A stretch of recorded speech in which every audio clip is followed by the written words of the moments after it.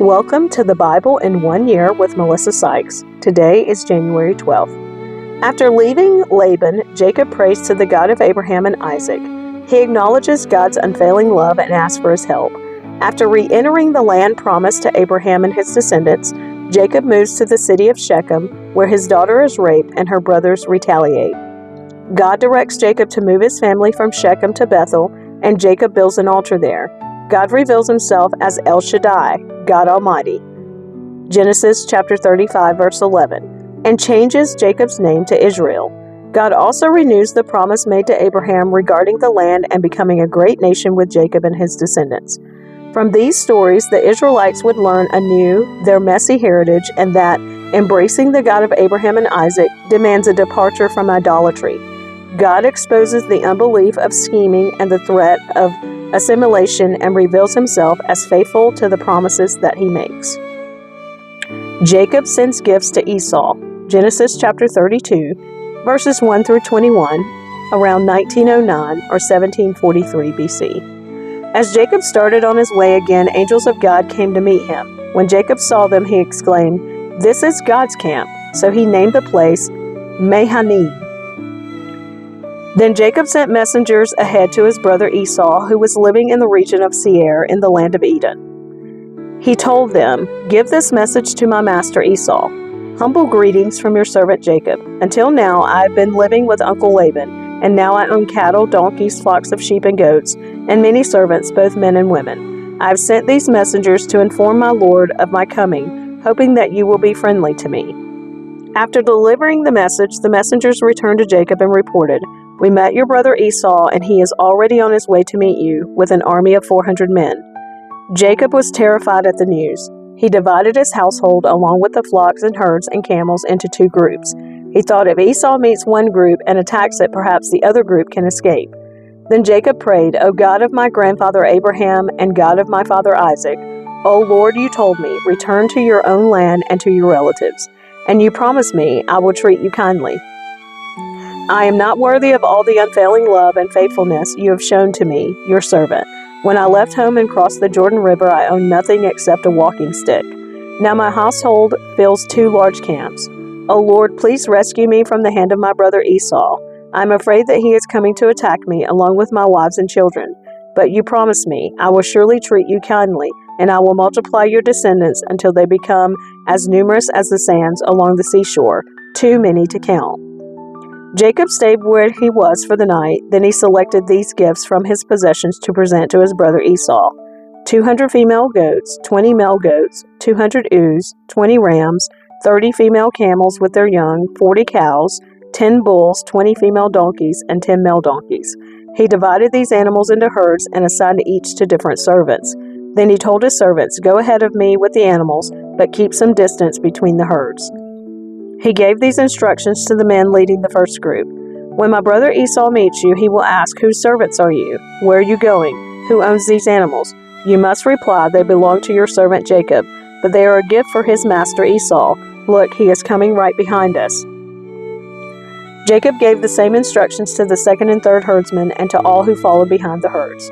"You must say the same thing to Esau when you meet him, and be sure to say, 'Look, your servant Jacob is right behind us.'" Jacob thought, "I will try to appease him by sending gifts ahead of me. When I see him in person, perhaps he will be friendly to me." So the gifts were sent on ahead, while Jacob himself spent that night in the camp. Jacob wrestles with God. Genesis chapter 32, verses 22 through 32. During the night, Jacob got up and took his 2 wives, his 2 servant wives, and his 11 sons, and crossed the Jabbok River with them. After taking them to the other side, he sent over all his possessions. This left Jacob all alone in the camp, and a man came and wrestled with him until the dawn began to break. When the man saw that he would not win the match, he touched Jacob's hip and wrenched it out of its socket. Then the man said, "Let me go, for the dawn is breaking." But Jacob said, "I will not let you go unless you bless me." "What is your name?" the man asked. He replied, "Jacob." "Your name will no longer be Jacob," the man told him. "From now on, you will be called Israel, because you have fought with God and with men and have won." "Please tell me your name," Jacob said. "Why do you want to know my name?" the man replied. Then he blessed Jacob there. Jacob named the place Peniel, which means face of God. For he said, I have seen God face to face, yet my life has been spared. The sun was rising as Jacob left Peniel, and he was limping because of the injury to his hip. Even today, the people of Israel don't eat the tendon near the hip socket because of what happened that night when the man strained the tendon of Jacob's hip. Jacob and Esau make peace. Genesis chapter 33, verses 1 through 20. Then Jacob looked up and saw Esau coming with his 400 men. So he divided the children among Leah, Rachel, and his 2 servant wives. He put the servant wives and their children at the front, Leah and her children next, and Rachel and Joseph last. Then Jacob went on ahead. As he approached his brother, he bowed to the ground 7 times before him. Then Esau ran to meet him and embraced him, threw his arms around his neck and kissed him, and they both wept. Then Esau looked at the women and children and asked, Who are these people with you? These are the children God has graciously given to me, your servant, Jacob replied. Then the servant wives came forward with their children and bowed before him. Next came Leah with her children, and they bowed before him. Finally, Joseph and Rachel came forward and bowed before him. And what were all the flocks and herds I met as I came? Esau asked. Jacob replied, They are a gift, my lord, to ensure your friendship. My brother, I have plenty, Esau answered. Keep what you have for yourself. But Jacob insisted, No, if I have found favor with you, please accept this gift from me. And what a relief to see your friendly smile. It is like seeing the face of God. Please take this gift I have brought to you, for God has been very gracious to me. I have more than enough. And because Jacob insisted, Esau finally accepted the gift. Well, Esau said, Let's be going. I will lead the way. But Jacob replied, You can see, my lord, that some of the children are very young, and the flocks and herds have their young too. If they are driven too hard, even for one day, all the animals could die. Please, my lord, go ahead of your servant. We will follow slowly at a pace that is comfortable for the livestock and the children. I will meet you at Seir. All right, Esau said, but at least let me assign some of my men to guide and protect you. Jacob responded, That's not necessary. It's enough that you've received me warmly, my lord. So Esau turned around and started back to Seir that same day. Jacob, on the other hand, traveled on to Sukkoth. There he built himself a house and made shelters for his livestock. That is why the place was named Sukkoth, which means shelters. Later, having traveled all the way from Padan Aram, Jacob arrived safely at the town of Shechem in the land of Canaan. There he set up camp outside the town. Jacob bought the plot of land where he camped from the family of Hamor, the father of Shechem, for 100 pieces of silver. And there he built an altar and named it El Elohi Israel. Revenge against Shechem. Genesis chapter 34, verses 1 through 31. One day Dinah, the daughter of Jacob and Leah, went to visit some of the young women who lived in the area. But when the local prince, Shechem, son of Hamor, the Hivite, saw Dinah, he seized her and raped her. But then he fell in love with her, and he tried to win her affection with tender words. He said to his father Hamor, Get me this young girl, I want to marry her. Soon Jacob heard that Shechem had defiled his daughter Dinah. But since his sons were out in the fields herding his livestock, he said nothing until they returned. Hamor, Shechem's father, came to discuss the matter with Jacob. Meanwhile, Jacob's sons had come in from the field as soon as they heard what had happened. They were shocked and furious that their sister had been raped. Shechem had done a disgraceful thing against Jacob's family, something that should never be done. Hamor tried to speak with Jacob and his sons. My son Shechem is truly in love with your daughter, he said. Please let him marry her. In fact, let's arrange other marriages too. You give us your daughters for our sons, and we will give you our daughters for your sons. And you may live among us. The land is open to you. Settle here and trade with us, and feel free to buy property in the area. Then Shechem himself spoke to Dinah's father and brothers. Please be kind to me and let me marry her, he begged. I will give you whatever you ask, no matter what dowry or gift you demand. I will gladly pay it. Just give me the girl as my wife. But since Shechem had defiled their sister Dinah, Jacob's sons responded deceitfully to Shechem and his father Hamor. They said to them, We couldn't possibly allow this, because you're not circumcised. It would be a disgrace for our sister to marry a man like you. But here is a solution. If every man among you will be circumcised like we are, then we will give you our daughters, and we'll take your daughters for ourselves. We will live among you and become one people. But if you don't agree to be circumcised, we will take her and be on our way. Hamor and his son Shechem agreed to their proposal. Shechem wasted no time in acting on this request.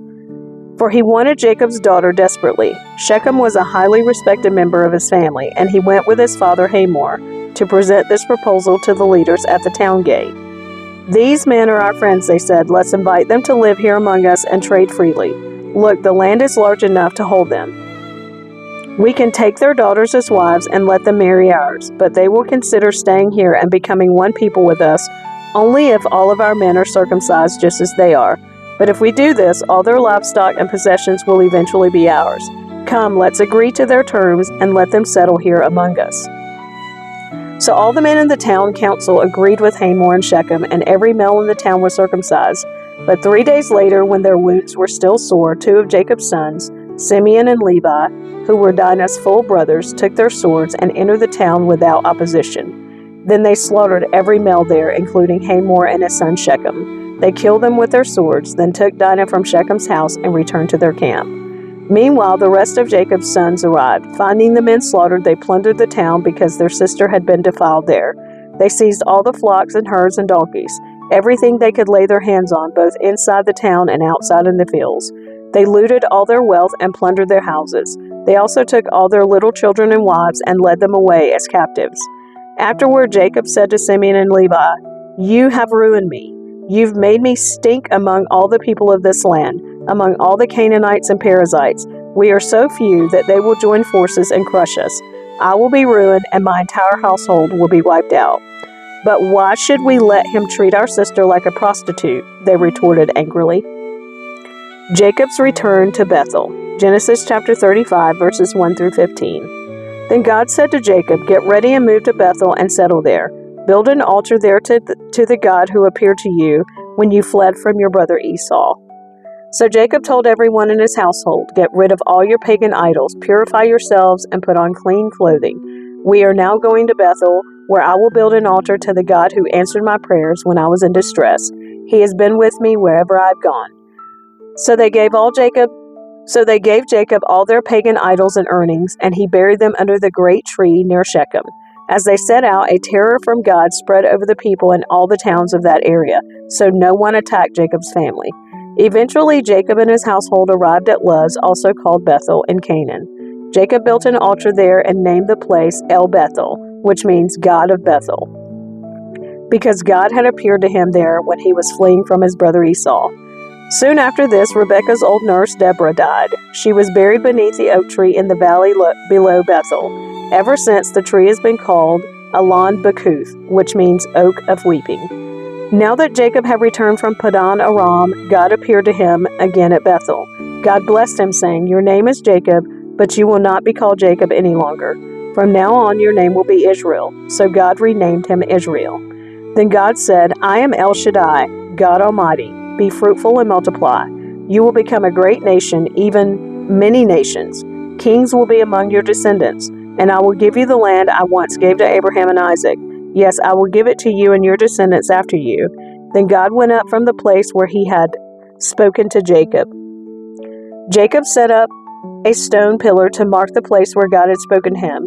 Then he poured wine over it as an offering to God and anointed the pillar with olive oil. And Jacob named the place Bethel, which means house of God, because God had spoken to him there. The death of Rachel. Genesis chapter 35, verses 16 through 27. Leaving Bethel, Jacob and his clan moved on toward Ephrath, but Rachel went into labor while they were still some distance away. Her labor pains were intense. After a very hard delivery, the midwife finally exclaimed, "Don't be afraid, you have another son." Rachel was about to die, but with her last breath she named the baby Ben-Oni, which means son of my sorrow. The baby's father, however, called him Benjamin, which means son of my right hand. So Rachel died and was buried on the way to Ephrath, that is Bethlehem. Jacob set up a stone monument over Rachel's grave, and it can be seen there to this day. Then Jacob traveled on and camped beyond Migdalair. While he was living there, Reuben had intercourse with Bilhah, his father's concubine, and Jacob soon heard about it. These are the names of the 12 sons of Jacob. The sons of Leah were Reuben, Jacob's oldest son, Simeon, Levi, Judah, Issachar, and Zebulun. The sons of Rachel were Joseph and Benjamin. The sons of Bilhah, Rachel's servant, were Dan and Naphtali. The sons of Zilpah, Leah's servant, were Gad and Asher. These are the names of the sons who were born to Jacob at Paddan Aram. So Jacob returned to his father Isaac in Mamre, which is near Kiriath Arba, now called Hebron, where Abraham and Isaac had both lived as foreigners.